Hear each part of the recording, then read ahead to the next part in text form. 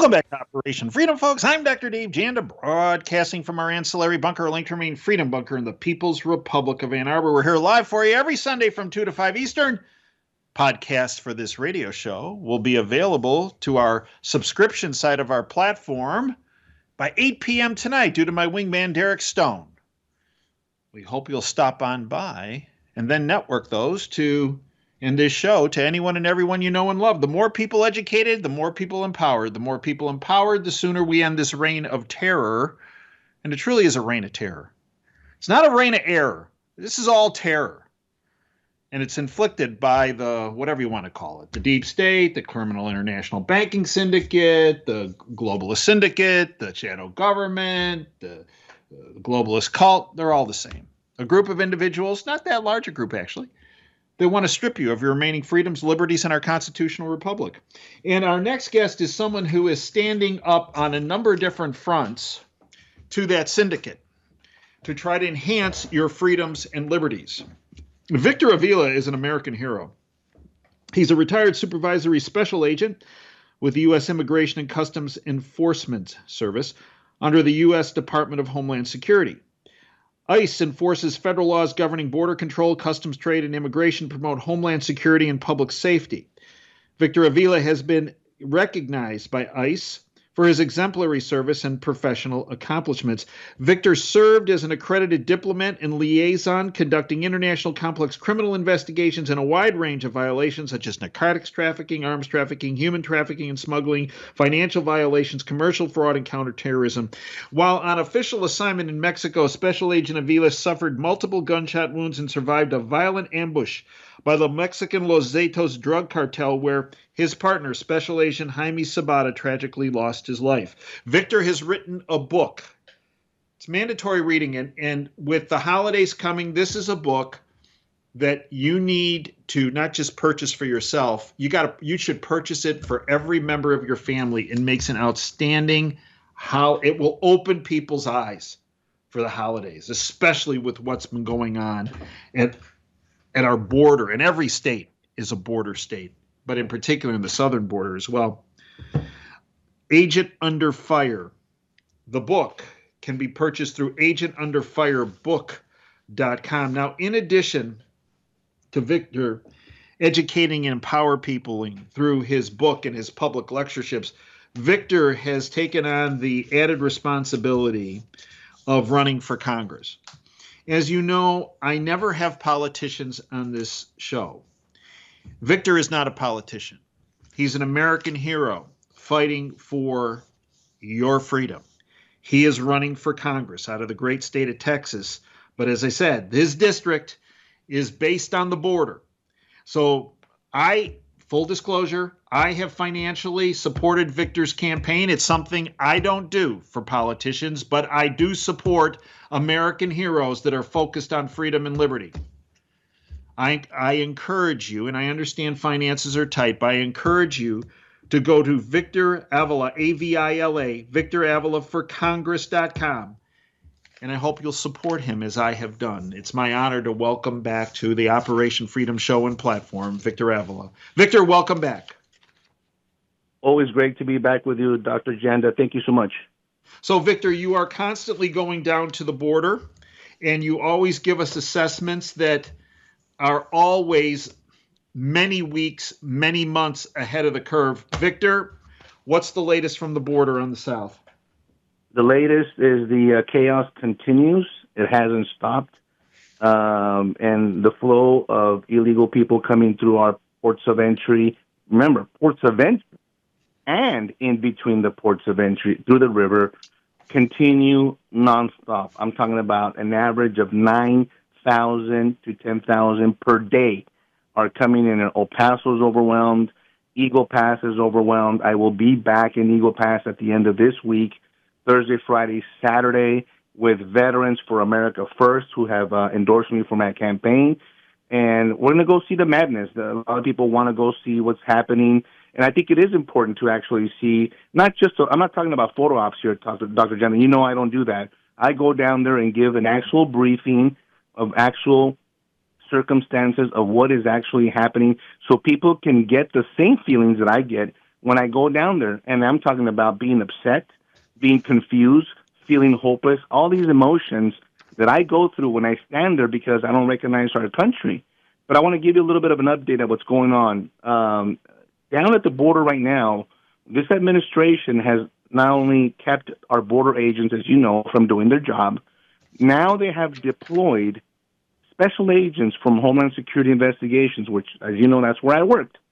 These are criminal investigators that are supposed to be investigating arms trafficking, drug trafficking, human trafficking, intellectual property rights, all commercial fraud, everything that has a nexus to our border. But they're not being deployed to do that at the border.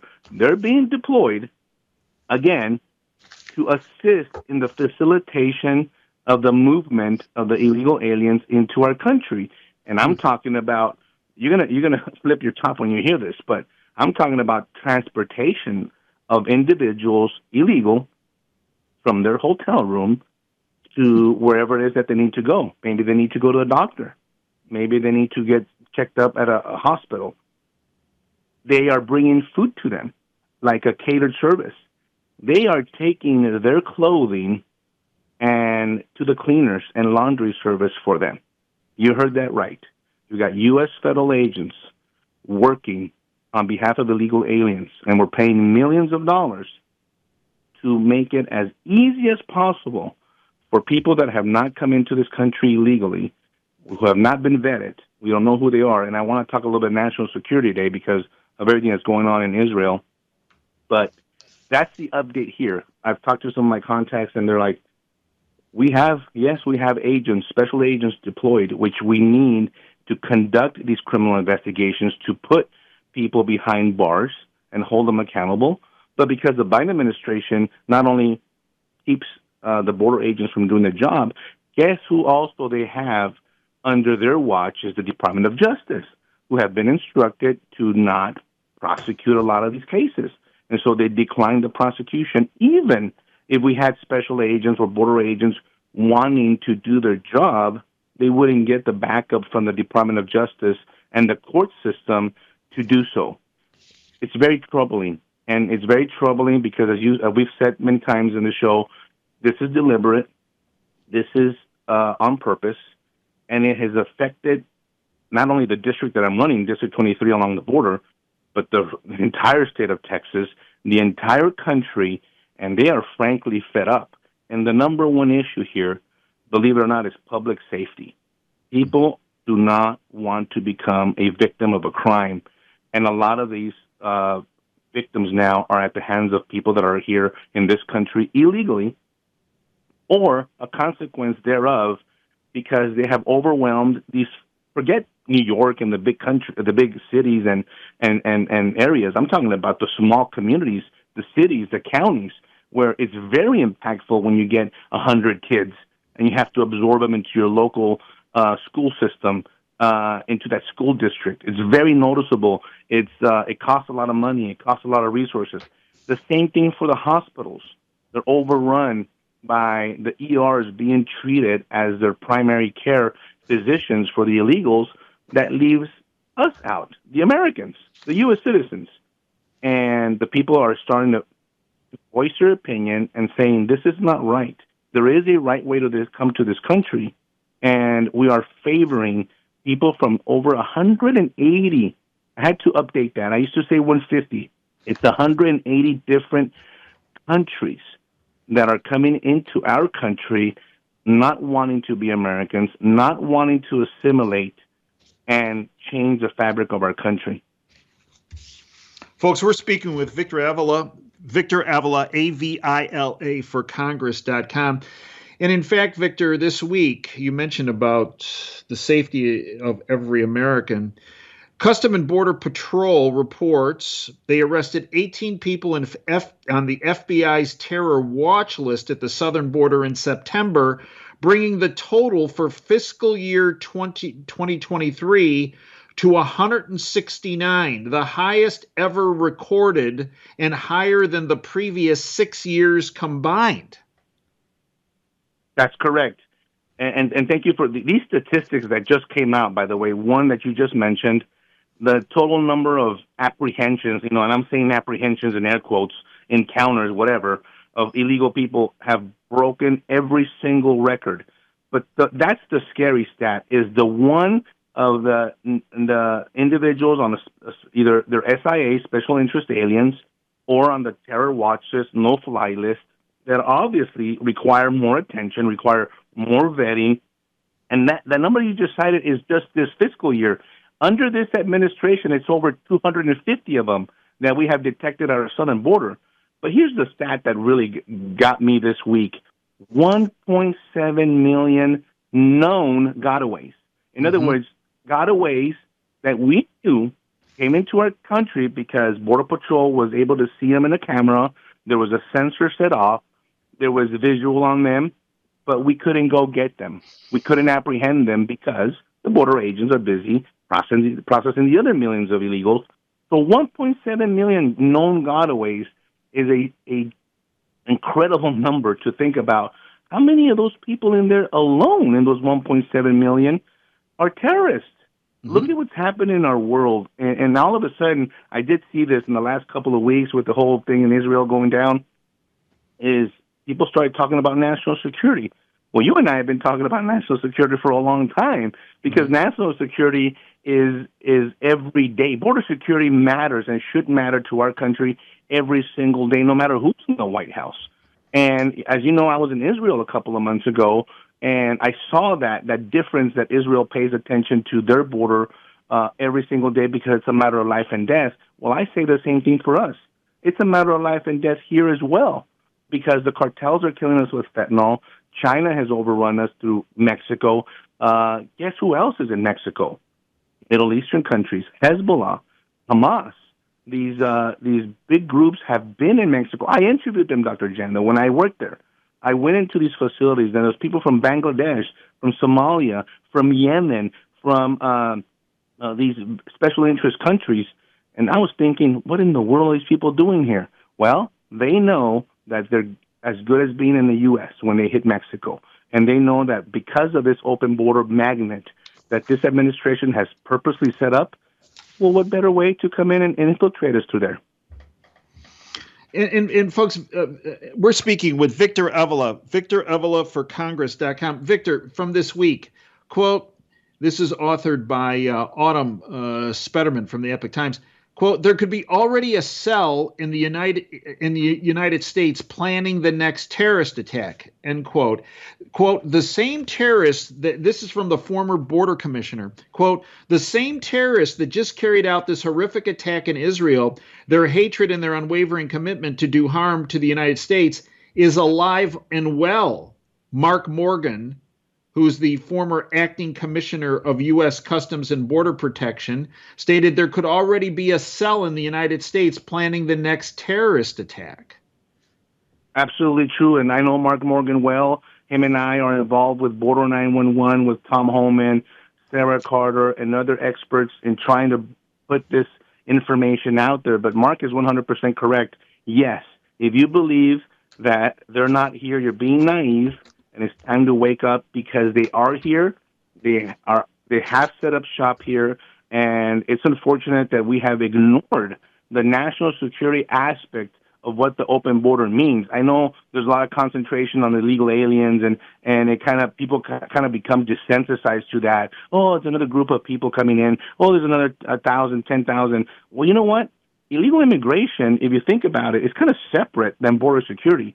Regardless of what we do with the illegal immigration and the legal immigration system, we still need border security because we know that there's countries around the world that hate us. They hate us just like they hate Israel, and they want to wipe us from the face of this earth.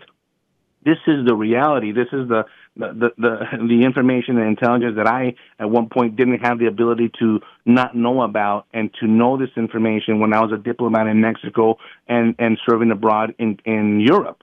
And now it's gotten to the point where, listen, you have to wake up. We have to start looking, and guess who I'm going to hold accountable here? Not just to the administration, but Congress.